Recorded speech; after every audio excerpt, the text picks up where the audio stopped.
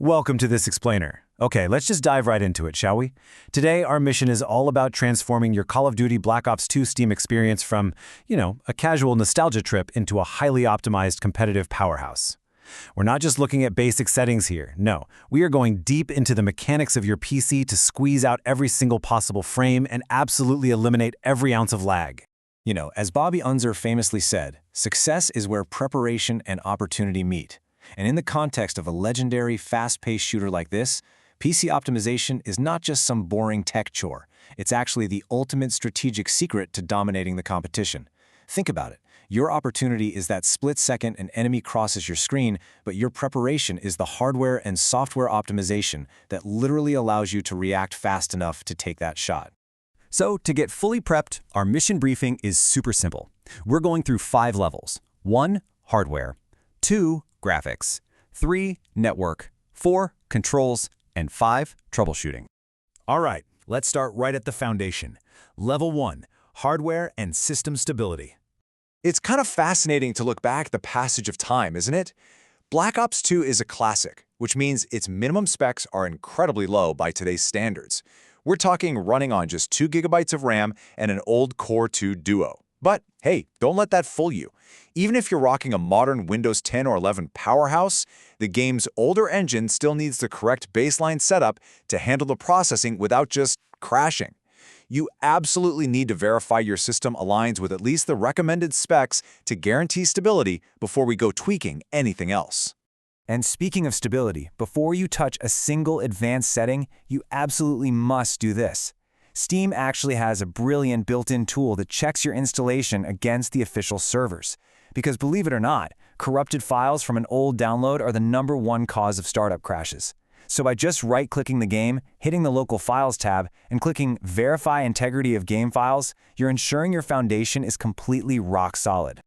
With our files verified, we are officially ready for Level 2, Graphics and FPS Optimization. Visual performance is the absolute core of reacting quickly in a fast-paced shooter. But here is a massive trap that so many players fall into. Even on phenomenal hardware, leaving your game on default visual settings can cause severe stuttering if those settings aren't perfectly aligned with your specific monitor's capabilities. It really comes down to the ultimate trade-off in PC gaming, right?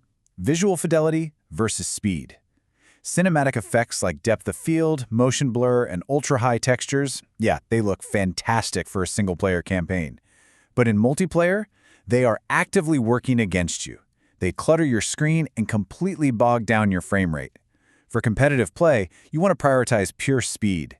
That means high FPS, clear imagery, and ultra-fast reaction times. So to actually achieve that speed, here are the absolute most impactful tweaks you can make in your settings menu right now. First, drop those shadow maps to low or medium. Shadows are incredibly taxing on your GPU. Next, turn off anti-aliasing, or at least lower it a bunch to regain some processing power. Remove post-processing effects entirely. And crucially, well, actually, this is the most important one, disable VSync. While VSync stops screen tearing, it causes massive input lag, which severely slows down your crosshair precision. Okay, once you've lowered those in-game settings, it's time to unleash your hardware. The default frame limits are often just way too low for modern high refresh rate monitors. But you can actually uncap your frames by opening the config.cfg file in your Steam directory using Notepad. Just find the line that says com_max FPS and change the value. But, and this is a huge but, don't just set it to infinity. Cap it to exactly match your monitor's refresh rate, like 144 or 250. If your GPU renders frames much faster than your display can even handle, you'll get awful screen tearing and system overload. Frame rates are vital for sure, but let's escalate to Level 3, beating multiplayer network lag. Welcome to the magical world of port forwarding. Think of this as a VIP data lane right through your router, basically guaranteeing your game traffic isn't getting bottlenecked behind everything else. By opening your router settings, creating a specific rule for the game's TCP and UDP ports, and locking your PC to a static IP address, you secure what's called an open NAT status. This keeps you connected longer and makes matchmaking significantly faster, basically ensuring you aren't fighting your router while trying to fight the enemy. And here is a highly specific geographic tip drawn right from our sources. If you are playing on servers where routing can be notoriously tricky, like Indian servers, for example, latency is your absolute biggest enemy. Prioritizing a direct, wired Ethernet connection over Wi-Fi is absolutely essential here. It severely reduces lag spikes and stabilizes your ping, keeping your data flow perfectly constant. Now that your machine and network are running blazing fast, we enter level 4, perfecting your game controls.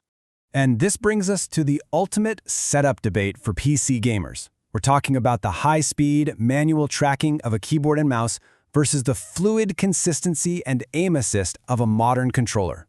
When we look at the data to see how this builds your specific playstyle, keyboard and mouse offer incredibly high manual precision and lightning-fast turning speed.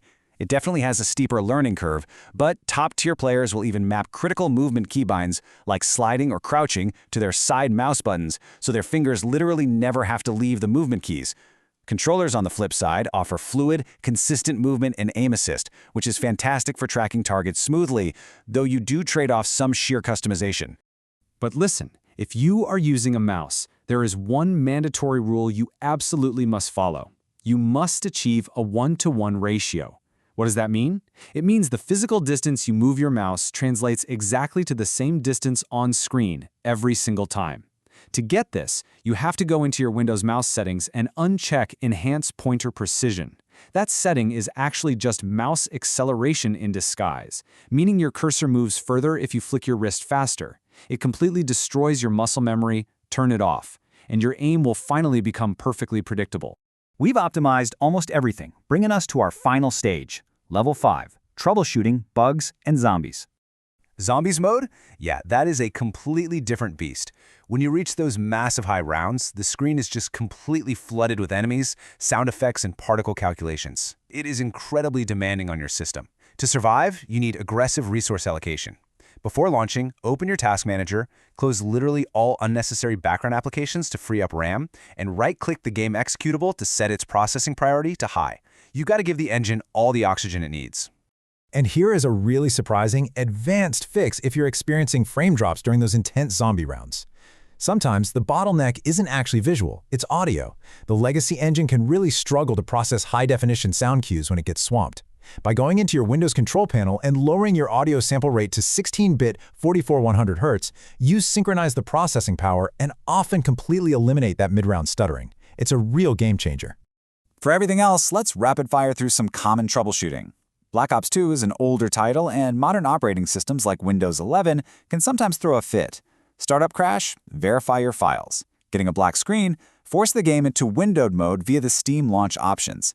And if you are getting DirectX runtime errors, just head into the game's installation folder and run the old redistributable installers. The game just needs those legacy libraries to communicate with your shiny modern graphics card. All right, let's pull this whole masterclass together. Your optimization strategy really scales depending on your rig. If you're on a budget laptop, your main focus is thermal. Get a cooling pad, use medium settings, and lock a stable 60 FPS. On a mid-range PC, you can definitely push high settings and aim for a consistent 100+ FPS. But if you have a high-end desktop rig, your goal is pure fluidity. Utilize ultra settings and uncap your frames perfectly to match your monitor's maximum refresh rate. Which brings us to our final thought for this explainer. The hardware has evolved significantly since this game launched, but the combat remains a total masterpiece. So, are you going to let default settings hold you back from dominating the leaderboards? Take these tweaks, apply them today, and definitely go check out the massive modding communities on the Steam Workshop that are keeping this classic alive. Equip your newly optimized setup, and we will see you on the battlefield.